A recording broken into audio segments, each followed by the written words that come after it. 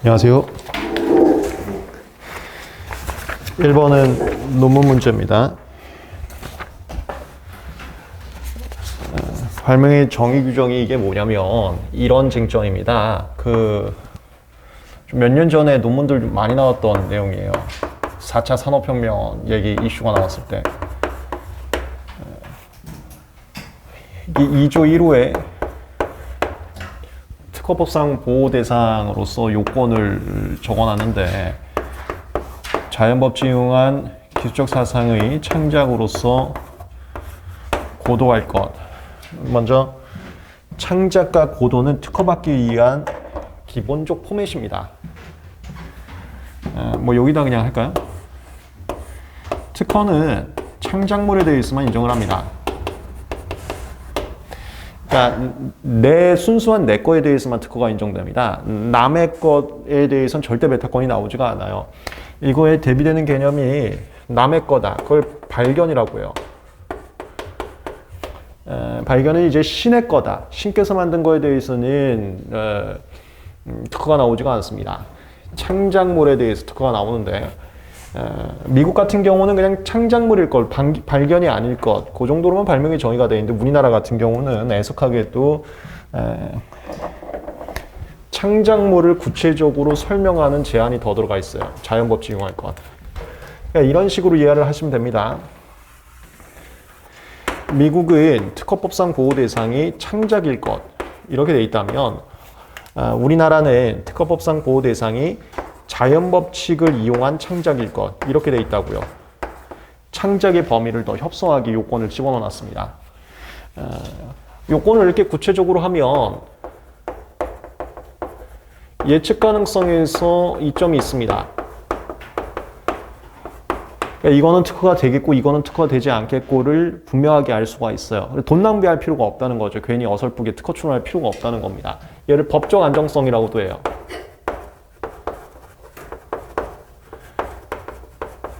근데 창작물의 요건을 자연법칙 이용할 것이라는 구체적 규정에 의한 단점은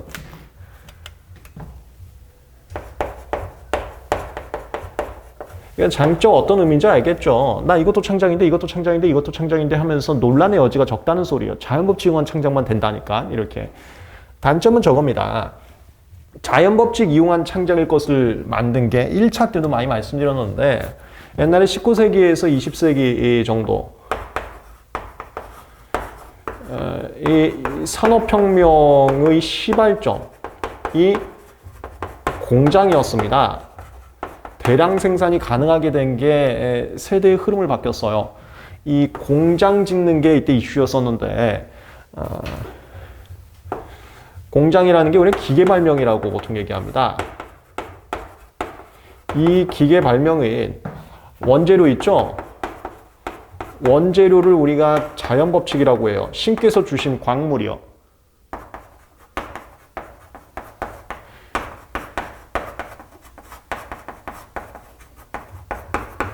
이 원재료를 모양을 좀 바꾸고 기계처럼 모양을 바꾸고 하는 것을 가공한다라고 합니다. 이 가공에 인간의 창작적 행위가 들어가는 것. 얘가 19세기, 20세기에는 국가 부흥을 시켰어요. 유럽에 부흥을 시켰고요.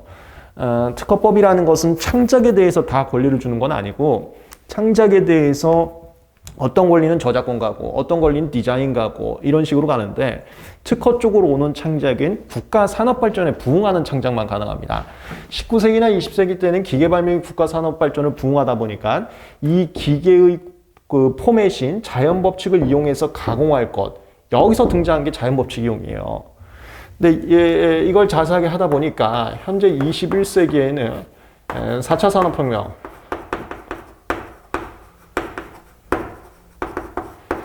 4차 산업혁명이라는 것은 IT, 자율주행 이쪽인데 아니면 최근에 뭐 챗 GPT라던가 걔네들은 산업적 특징이 21세기에서는 산업이 공장이 메인이 아니고요. 지금 공장 다 많이 가고 있잖아요. 공장이 카페 되고 있잖아. 공장이 메인이 아니고 IT 쪽, 이거 소프트웨어라고 합니다. 소프트웨어 하는 거. 이쪽이 국가 발전을 이끌고 있습니다. 미국의 발전, 한국의 발전을 이끌고 있다고요. 근데 얘네들은 특징이 그 인위 법칙을 이용합니다. 사람이 앞에 자동차 있으면 멈추고 앞에 사람이 있으면 멈추고 이게 인위 법칙이란 말이에요. 자율주행할 때. 그래서 단점은 이겁니다. 기술 변화에 부응을 할 수 없다는 단점이 있어요. 다시 말씀드리지만 이거 한 2, 3년 전에 굉장히 유행했었습니다. 4차 산업혁명 문재인 정권 그 대선 때 얘기가 많이 나와서 그때 논문들 많이 나왔어요. 장단점이 있는데 현재 그 기술 변화 부응을 못한다는 게 지금 제가 이 배경 설명 드리는 것은 답안지 외우는데 도움되라고 드리는 겁니다. 중국은 이제 답안지 외우세요 이대로. 다른 문장 쓰지 말고요. 혹시 시험 문제 나오면. 이걸 이렇게 얘기합니다. 미국은 예측 가능성이 좀 떨어지지만 기술 변화에 부응할 수 있도록 창작이면 다 되는 거여서 얘는 기술 변화에 대처력이 빠르다.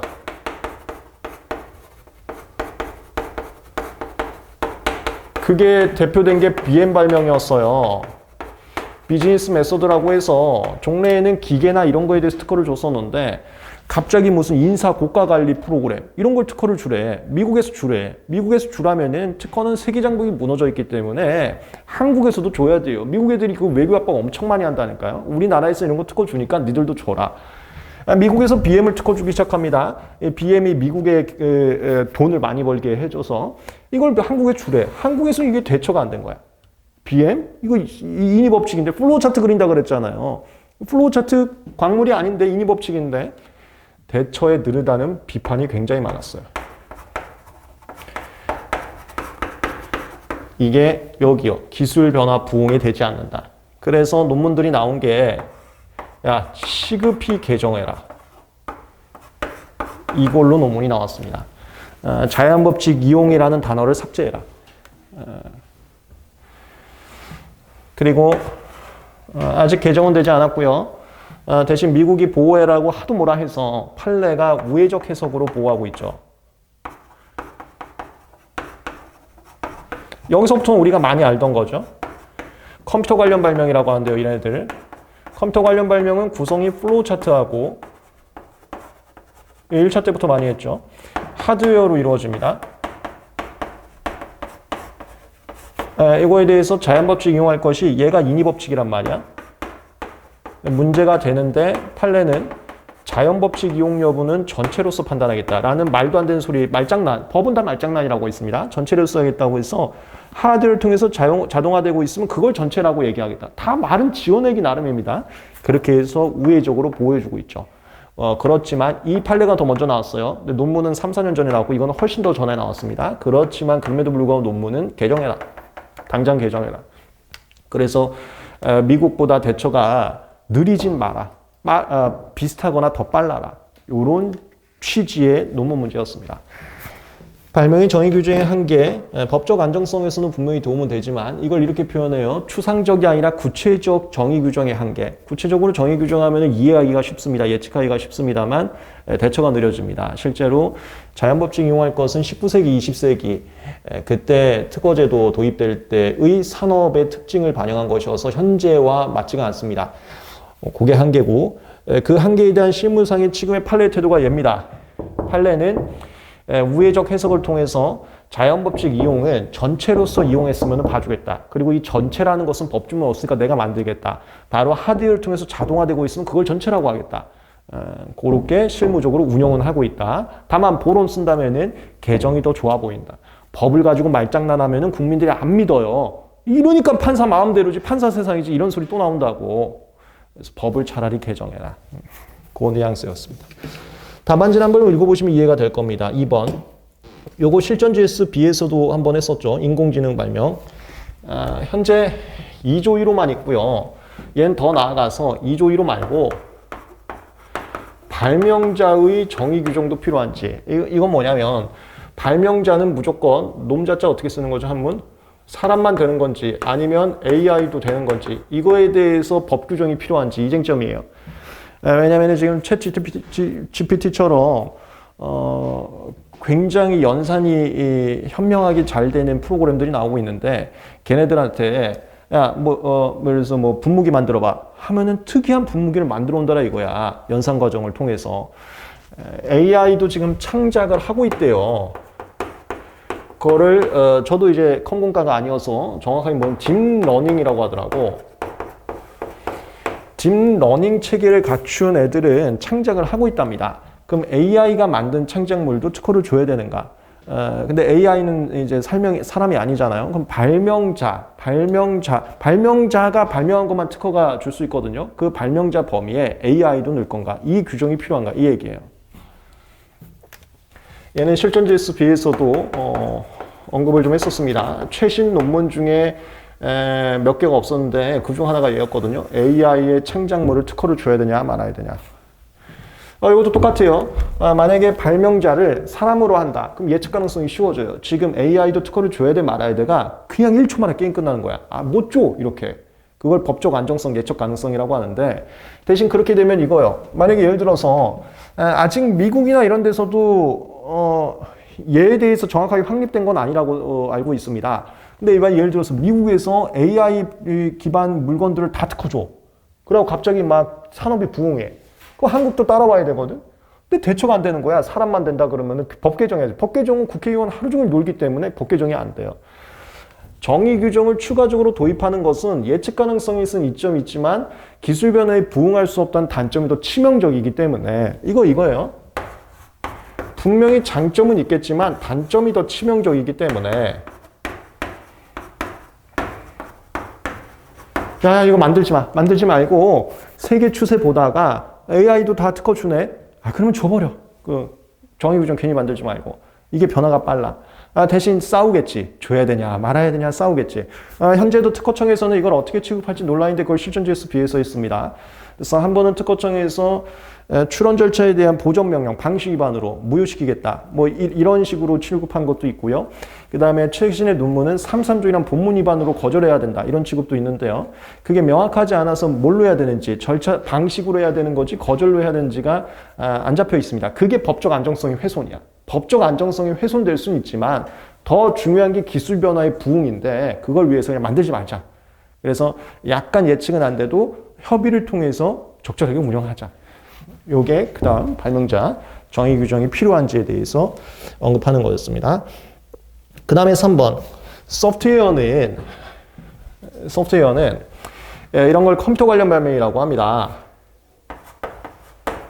컴퓨터 관련 발명인 플로우 차트하고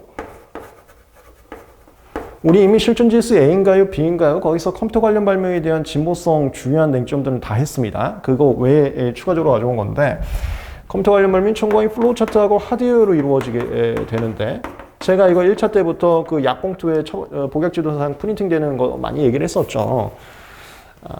그 중에서 이 하드웨어는 전부 다 이거예요. 우리가 명소 쓰면 PC. 지금도 저희가 제약 관련된 이쪽 어플들 아직도 하고 있어서 저희 사무실에 하는데 이거 다 PC 아니면은 아이패드, 태블릿 PC라고 씁니다. 태블릿 PC. 다 이런 거야, 하드웨어는. 그러니까 하드웨어를 통해서 진보성을 인정받을 수가 없어요. 새로운 하드웨어가 없거든, 컴퓨터 관련 쪽은. 컴퓨터 관련 쪽은 이거에 의해서 진보성이 결정됩니다. 이거 플로우 차트가 얼마나 참신한지. 근데 이 플로우 차트가 심사관님께서는 이거는 그냥 답안지를 이야기해서 알아두세요. 우리가 신규 진보성 29장 1호하고 2호하고 비교합니다. 1호는 발명 자체가 있던 거, 2호는 논문이나 특허 문헌, 그러니까 언어를 통해서 변환되어 있는 거. 근데 심사관님은 발명 자체가 있는 거에 대해서 심사를 할 수가 없어요, 현실적으로. 출원 전에 어떤 발명이 있었는지 심사관님 찾기가 너무 어려워요. 심사관님 심사할 때 문헌 검색만 합니다. 신규 진보성 29장 2호로만 해요. 이거는 그냥 알아만 두시라고요. 그러면 논문하고 특허 문헌인데 소프트웨어는 논문이 별로 없습니다. 논문이라는 것은 취지가 신께서 만들어준 이론이 뭔지를 발표하는 게 논문의 취지여서 자연법칙에 대해서 밝혀내는 것들이 논문의 과정인데 플로우 차트는 자연법칙, 신께서 주신 게 아닙니다. 전부 다 인간이 그냥 만든 거예요. 야, 오늘부터 약봉투에 프린트하자. 오늘부터 그 키보드 위쪽 누르면 점프하자. 게임이나 이런 거는 신께서 만든 게 하나도 없다고. 그 논문 대상거리가 아닙니다, 그게. 게임 회사가 누가 논문을 내. 논문이 없어요. 그럼 특허 문헌인데 특허 문헌은 29조이랑 각호 지위 중에 일부분입니다. 근데 모든 29년 각호지하고 대비를 해야 되잖아. 그러니까 우리가 지금 쓰고 있는 자율주행이나 이런 것들도 다 가져와서 신규 진보성 대비를 해야 된다고. 근데 걔네들이 논문으로 안 돼 있고 29장 1호 상태로 많이 떠돌아다녀. 소프트웨어가 이런 특징이 있다고. 이 소프트웨어의 특징은 이 플로우 차트에 의해서, 하여튼 컴퓨터 관련 발명은 이 플로우 차트, 얘를 소프트웨어라고도 하는데 얘에 의해서 신규 진보성이 결정되는데 얘가 문헌으로 존재하는 게 적어요. 문헌 검색이 어렵습니다. 그래서 함부로 특허 줬다가 큰일 날 수가 있어요. 원래 있던 소프트웨어였는데, 통상 기술자 입장에서는 원래 알던 소프트웨어인데 심사관님이 논문 찾지를 못해갖고 특허를 줘. 이런 문제가 생길 수 있다고. 신규 진보성이 없는 건데 줘. 신규 진보성의 심사에 한계가 있습니다. 근데 이걸 심사관님들만 한계가 있지 업계 사람들은 안다고. 업계 사람들 무슨 플로우 차트가 있고 무슨 플로우 차트가 있고 다 안다고. 근데 우리 특허는 통상기술자 기준이잖아요. 통상기술자 입장에서는 신규 진보성이 없는데 심사관님은 논문만 검색해서 하게 되는데 논문이 없어서 신규 진보성이 없을 것을 있다라고 착각할 수가 있다고. 그게 컴퓨터 관련 발명. 컴퓨터 관련 발명 중에서도 핵심 키워드인 플로우 차트에 대한 심사의 한계점이라고 얘기합니다. 문헌 검색이 어렵다. 플로우 차트는 보통 문헌이 없어서 대표적으로 논문이라는 게 나오지가 않아서 별로 없어서. 그래서 야 이건 심사관님 못해. 이건 통상의 기술자가 도와줘야 돼. 통상의 기술자는 니들 다 알잖아. 뭐 오픈 소프트웨어가 뭐가 있고. 아니 클로즈드 소프트웨어는 당연히 그 영업 비밀일 테니까 그거는 심사 대상이 될 수 없고요. 오픈 소프트웨어들 그거 다 문헌으로 안 돼 있고 그냥 어디 떠돈단 말이에요. 야 그거 뭐 있는지 니들은 다 알잖아. 니들이 나 좀 도와줘. 이쪽으로 가야 되는 게 맞지 않겠냐라는 논문이야. 그래서 여기는 심사관님께서는 심사하기가 어려운데 통상의 기술자는 아는 것들 많으니까 야 이거 추론인한테 추론인도 통상의 기술자잖아요. 이거 개발자니까 야 네가 내놔. 배경기술 기재를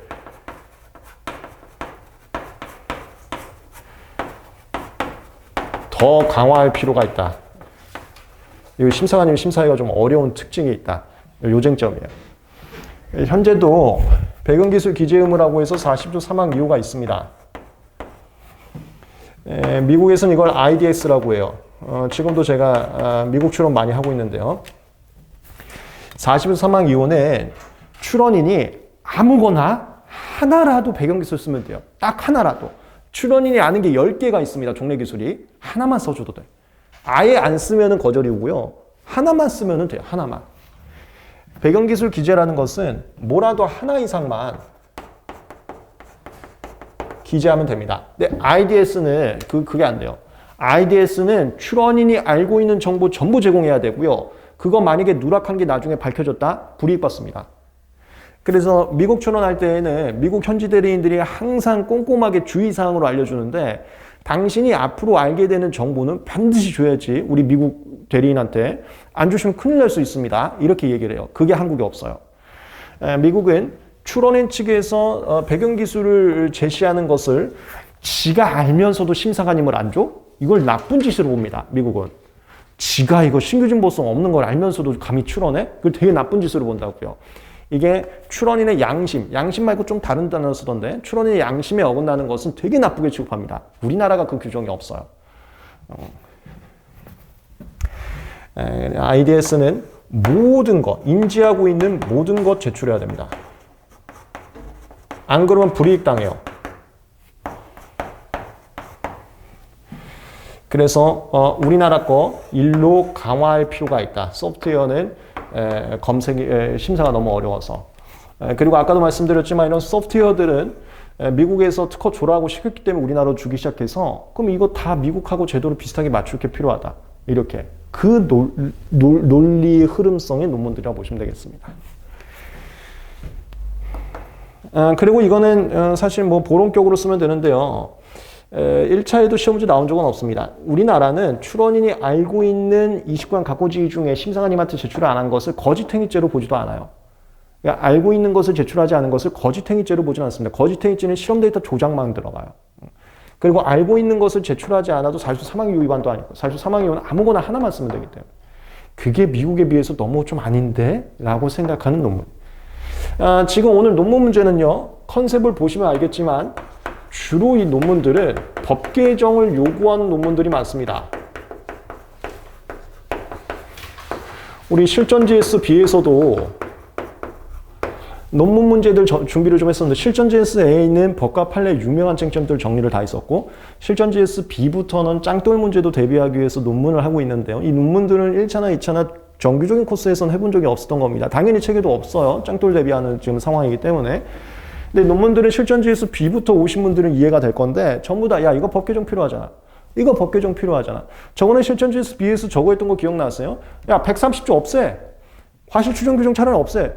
아니 과실 추정 번복을 하나도 인정 안 해주는데 아니, 대놓고 그냥 무과실 손해배상 치고는 바꿔 130조 없애버리고 128조 개정해 이런 거였잖아 논문이.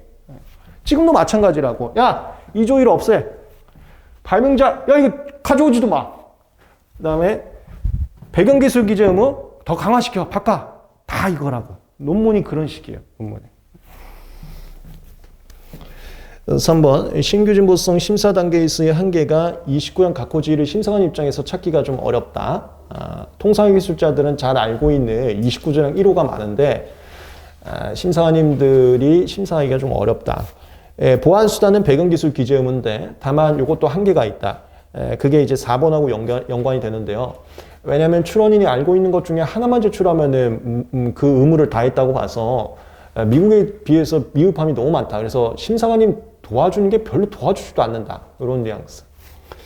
4번에 제가 미국의 IDS하고 같이 넣어놨으니까 한번 읽어봐서 해보세요. 사실 이 배경기술 기재 의무 강화는 이거 논문 독자적으로 되게 많이 나왔던 겁니다. 미국하고 똑같이 만들려고.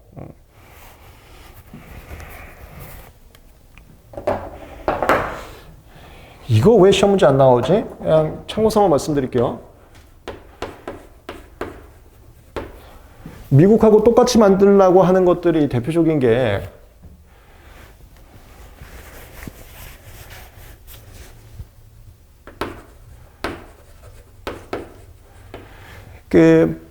법원 절차에 가면 입증 책임 분배를 합니다. 판사님이 괜히 경찰이나 검찰처럼 나서서 수사하면 돈 먹었냐는 오해를 들을 수 있기 때문에 가만히 있어. 이걸 변론주의라고 합니다.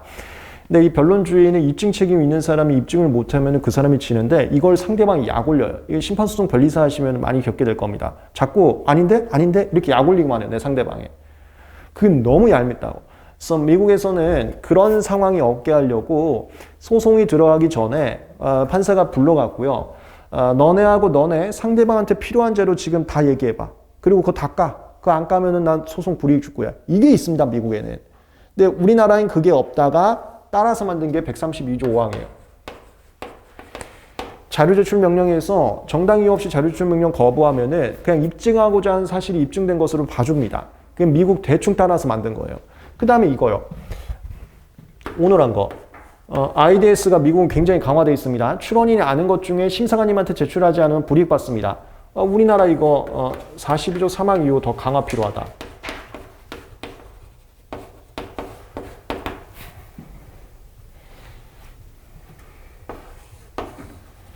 이런 라인들이 있어요. 근데 둘 다 시험 문제 안 나왔어. 이거 둘 다 논문 되게 많이 나온 건데. 둘 다. 잘 알아두세요. 1번 논문 문제였습니다. 2번부터는 전형적으로 했던 문제들이기 때문에 정답만 잘 맞추시면은 어려움 없이 풀 수 있었을 겁니다. 제 공식에 따라서 5점당 1목차로 목차만 접근하시면은 잘 했을 것 같은데요. 1번 이거 너무 많이 했죠? 무슨 목적 3종 세트. 이거 1차, 2차 다 나왔다 있습니다. 허가 목적의 생산행위. 이거 말고 연구 또는 시험 목적의 생산행위. 허가 목적의 생산행위. 존속기간 만료 후 판매 목적의 생산행위. 얘하고 얘는 96조 1항 1호에 있는데요. 얘는 없어요. 얘는 침해입니다. 이거요. 이거 1차나 2차나 굉장히 많이 했었습니다. 존속기간 만료 후 판매 목적의 생산은 침해예요. 그래서 그렇게 생산하면 128조에 따라서 알면서도 생산했으면 곱하기 3배에서 징벌적 손해배상 되고요. 그 다음에 보통 판매를 하지 않고 생산만 하면 128조 물어줄 돈이 적습니다. 그래서 대놓고 하는데 그거 막으려고 바로 반원사불법죄로 바꿨어요. 그 대표적 고소 들어갈 수가 있습니다. 전속기한 만료, 판매 목적. 이거 어떤 취지인지도 알죠? 1차 때부터 많이 했죠? 여기서 존속기한 만료됐는데 존속기한 만료부터 생산을 허락을 하면 실질적으로 물건을 판매하는 시점이 존속기간 만료 한참 뒤부터 판매합니다. 그러면 존속기간 만료부터 제3자 판매 전까지는 이거 존속기간 연장 아니냐 이거예요. 근데 특허의 존속기간은 함부로 연장되면 안 됩니다. 이거 연장 아니냐 이런 논리에서 나온 건데 미안하지만 법조문이 없기 때문에 침해다. 만료되고 그때부터 만들어서 판매가 늦어지더라도 그때부터 만들어라. 조문이 없어서. 고라인. 그 다음에 2번 이거 정말 중요한 건데 시험 문제 안 나왔습니다. 컴퓨터 관련 발명 히스토리 1차나 2차 때 굉장히 많이 했습니다. 이 히스토리가 얘하고 연결되는 거예요. 발명의 정의 규정. 나중에 컴퓨터 관련 발명 보호를 강화하게 되면 발명의 정의 규정 개정하고요. 2조 3호 개정합니다. 2조 3호가 현재 물건 생산대 수정전 방법 사청, 제조 방법 사청 플러스 사용대 수정전만 있는데 거기에 매트릭스 그러니까 현재 보이지 않는 프로그램 그걸 집어넣고 그 다음에 전송행위 이걸 집어넣으려고 해요. 그러니까 컴퓨터 관련 발명 쪽 보호가 강화되면 발명의 정의 바꾸고요. 2조 3호 실시행위 바꿀 예정입니다. 다 연계이 되는데 얘가 히스토리 이 개정법 문제들은 히스토리 답안지에 써줘야 된다고 그랬습니다. 1번 2조 3호에 전송행위 집어넣고요. 그 다음에 청구 범위에 아예 말미에 무슨 애플리케이션 이렇게 쓰는 걸 허용하려고 했습니다. 왜냐하면 불법 전송에 의해서 특허권자가 돈을 못 버는 경우가 많아갖고 이걸 집어넣으려고 했는데 2번 이게 무산됩니다. 무산되는 이유는 보호는 필요하되 급격한 보호는 혼란 초래할 수 있다. 그래서 완화된 보호를 하자. 급진적 보호는 혼란 초래할 수 있다. 보호는 필요하지만 급진적 보호는 혼란 야기할 수 있다. 그래서 완화된 보호를 하자. 요즘 부동산 정책하고 필요해요. 갑자기 부동산 가격 떨어뜨리면 안 된다. 완화시키면서 떨어뜨려. 이것도 갑자기 보호하면 안 된다. 보호는 필요하는데 천천히 보호하자. 세 번째, 방법 발명에 청약행위를 집어넣고 대신 특허권 행사를 악의 청약으로 제한하는 이게 급진적 보호가 아니라 완만한 보호를 위해서 실은 건 겁니다. 요거 좀 몇 년 하다가 나중에 이걸로 다시 바꿀 거예요. 요 히스토리 그대로 답안지 써주시면 됩니다. 그 다음에 3번, 4번은 다시 시험 문제 나왔습니다. 3번 이거 판례가 굉장히 이상하게 판례는 3번은 이상한 게 아니라 특허권자 보호해 주려고요. 부품만 만든 것도 특허법인 생산으로 왔습니다. 의료용 실 삽입 장치 해서 리프팅 시술할 때 쓰는 거. 그 다음에 4번 이게 판례가 이상한 거죠. 외국에 수출해버려서 외국에서 특허 물건 만들면은 간접침해 아니다. 얘는 판례 비판 쪽으로 가시면 되고요. 우리 1차나 2차 때 많이 했었습니다. 그 다음에 3번 이거 너무 유명한 거에서 교수님이 안 내시는 것 같은데 원래는 제일 중요한 겁니다. 얘하고 선택 발명이 제일 중요한 거예요. 근데 우리 수험생분들이 다 잘 하다 보니까 부담돼서 출제를 못 하시는 것 같습니다. 맥락만 또 잡아드리겠습니다. 특허 무효 심판을 청구했는데 얘 심판 단계에서는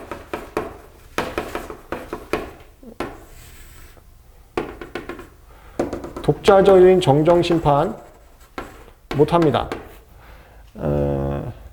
독자적인 정정 심판을 허용하면은 절차지연 우려가 있다고 해서 인정 안 하고요. 정해진 기간에 정정 청구만 허락하고 있어요. 딱 정해진 기간. 정해진 기간 지나면 정정 청구도 못 해요.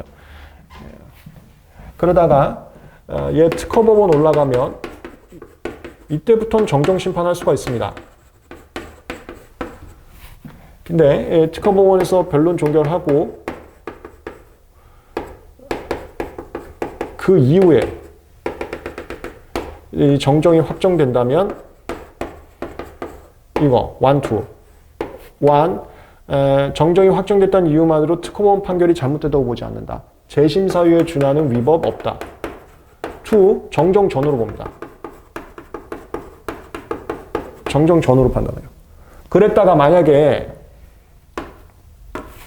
여기까지 알죠? 대법원에서 정정 전후로 봤는데 특허법 판결이 틀렸대. 그러면 파기하게 되고요. 파기하면 다시 특허법원 내려오거든요. 특허법원 내려오면 다시 변론을 하고 변론 종결이 다시 잡힙니다.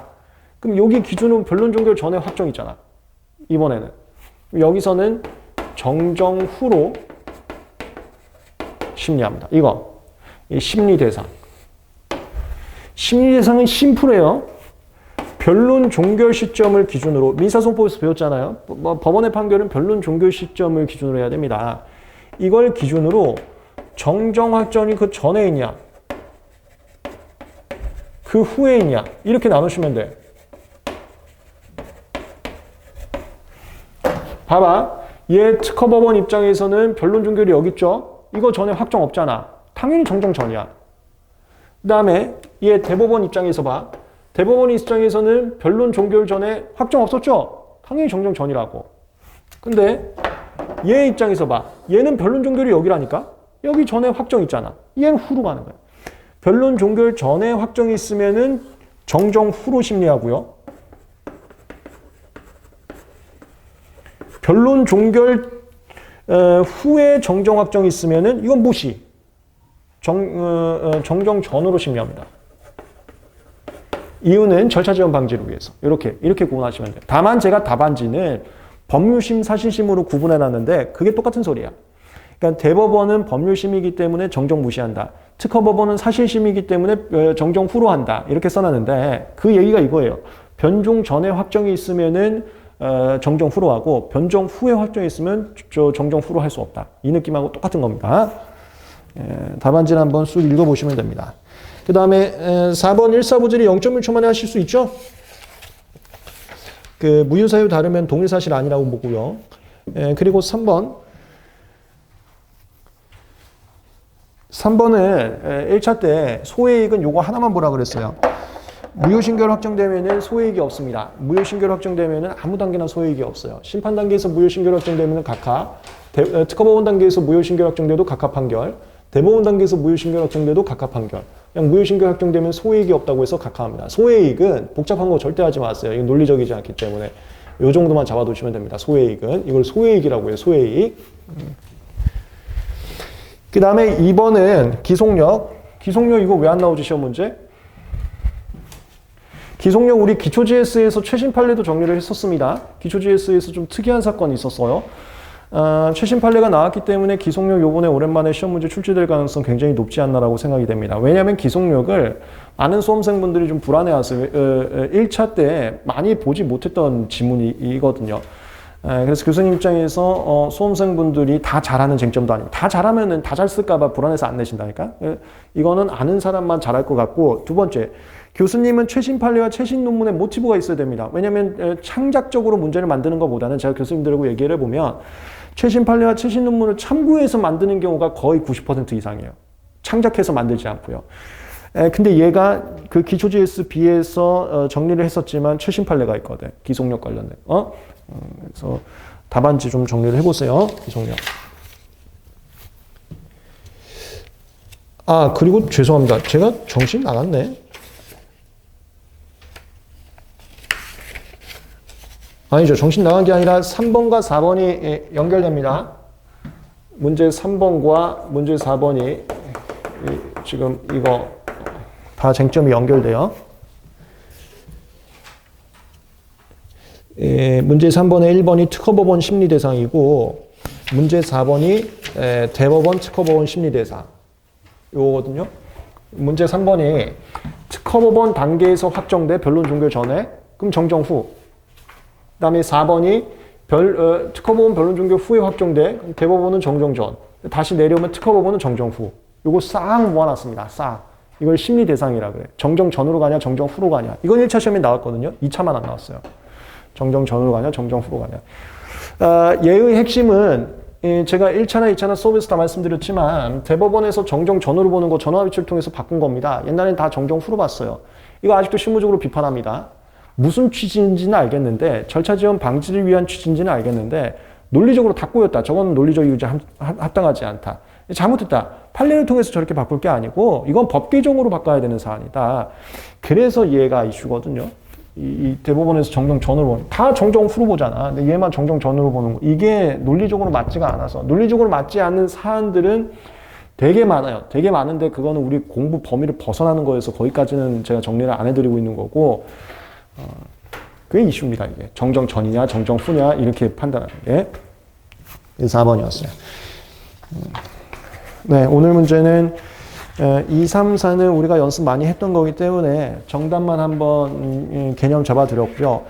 목차 5점당 1목차 제 공식에 따라서 또는 묻는 바에 따라서 목차 설정하는 거 연습을 해보시고 1번은 제가 실전 GS A 이후부터 그러니까 실전 GS B나 콜라보에서는 짱돌 대비를 위해서 논문들도 정리를 좀 해드리고 있습니다. 논문들은 이해하신 상태에서 바로바로 그냥 외워버리시면 돼요. 더 나아가지 말고요. 이거 창작적으로 쓰다 보면 답안지 지저분해집니다. 그냥 제 거하고 똑같이 쓰세요. 어차피 논문 문제는 아까도 말씀드렸지만 모티브에서 출제하기 때문에 희한한 쟁점 절대 안 나옵니다. 분명히 똑같은 문제로 나올 거예요. 똑같은 문제로.